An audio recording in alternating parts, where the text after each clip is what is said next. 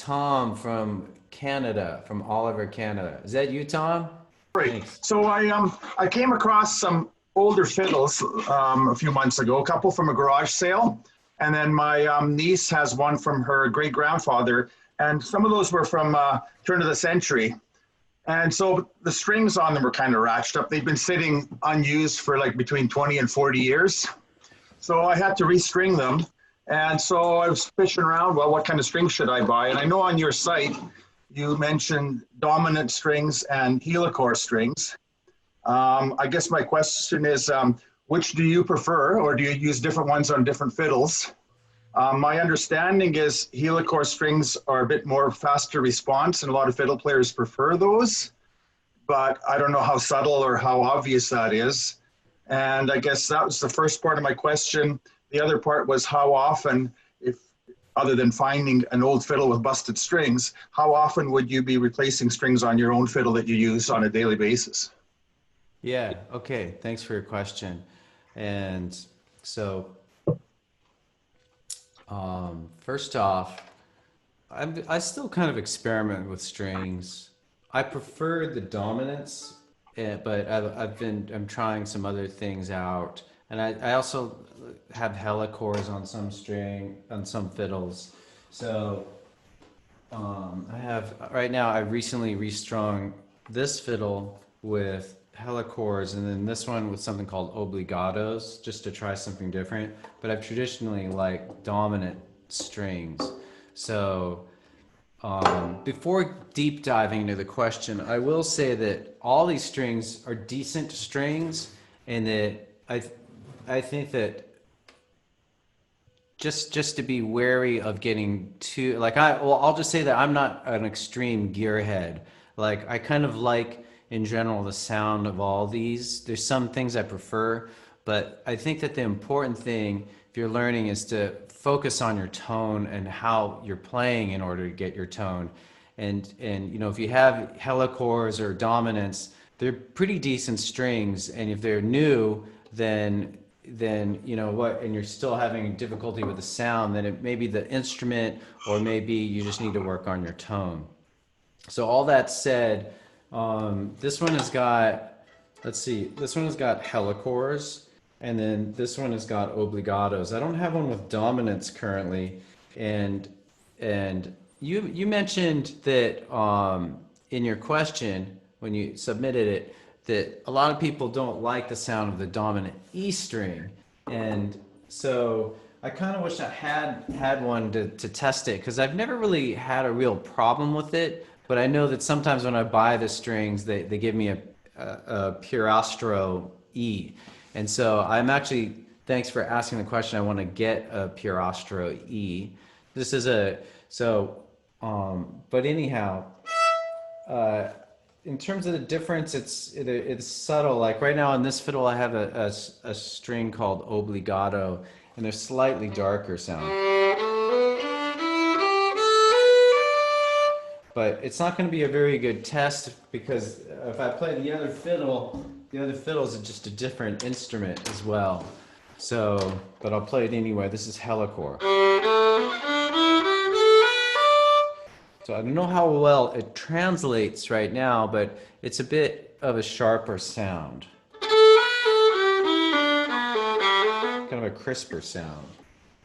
And then I'll go back to the other.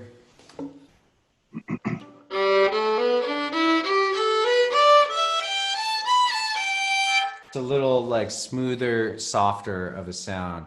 Can you hear that, Tom? Can you hear the difference between the two? Yeah, it sounds different, but I've never tried the same or two different strings on the same fiddle. So then it's always hard to compare, because probably the fiddle makes more difference than the string does. Yeah, right. So if you really wanted to be scientific about it, you would, and you had the time and patience, And the you would, money. And the well, money, yeah, yes. that too. You would play, you would maybe just record, like you get the exact same things, maybe do a few different things like a scale, a tune, and a bowing thing and then when you change the strings, do all those same exact things and compare and see what you like better. It may be worth it if you do it over time. Like to like take the strings immediately off and then put a new one on in order to do this test. If you have the time for that, then cool. Otherwise, maybe record some simple thing with whatever strings you're using, and then when you decide to try a different set of strings, record the same things and compare and just see what you like. So it's kind of a trial and error, personal kind of thing to experiment with. You also asked, I think, when it was time to change the strings. Yeah. Yeah. So actually, it was like I'm a little lazy with changing strings, but I did do some research and found that like one recommendation is after 120 hours of playing. So it really depends on just how much you play. If you're playing 4 hours a day, you're going to need to change it sooner than if you play half an hour a day. It'll just depend. And you'll know that the strings are definitely far gone if they start to unravel a little bit. That's a sign that like it's going to break any minute. Also, you'll start to notice that the tone is just sort of dead sounding. But and I'll just end this. Well, I mean, there might be follow-up questions, but in my research to answer your question, my favorite answer for when to change the strings is when you need a new outlook on life. So, anyway, it's like getting a new haircut. It really is. It's like getting a haircut because you're like, oh wow, I've got a spring in my step when you have it. But you actually, the sound will be really brighter and more vibrant. Okay. And just a quick follow-up I just thought of. I've got an electric fiddle I used in the basement just to make some noise sometimes, with a couple pedals and whatever. Would string selection on an electric fiddle be different thought or different consideration than on an acoustic? Probably, but I'm not really sure. Like what would be best? I play electric fiddle too, and I use helichords for the my electric.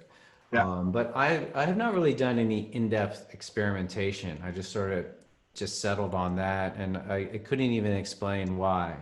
So I would just say the same thing, like if you really want to get particular, and some musicians are very like guitarists, and they're very particular about the strings, and I sort of am, but I've just found things that I like, and so I don't feel that I kind of focus on other aspects of playing versus the strings because the strings I have seem to work. Okay, thanks. Yeah, you're welcome. Thanks for your questions. Go to FiddleHed.com for a progressive, step-by-step course outline, color-coded tabs, play-along tracks, sheet music, and much more. Thanks for watching the videography. Excellent! And don't forget to subscribe. Thanks.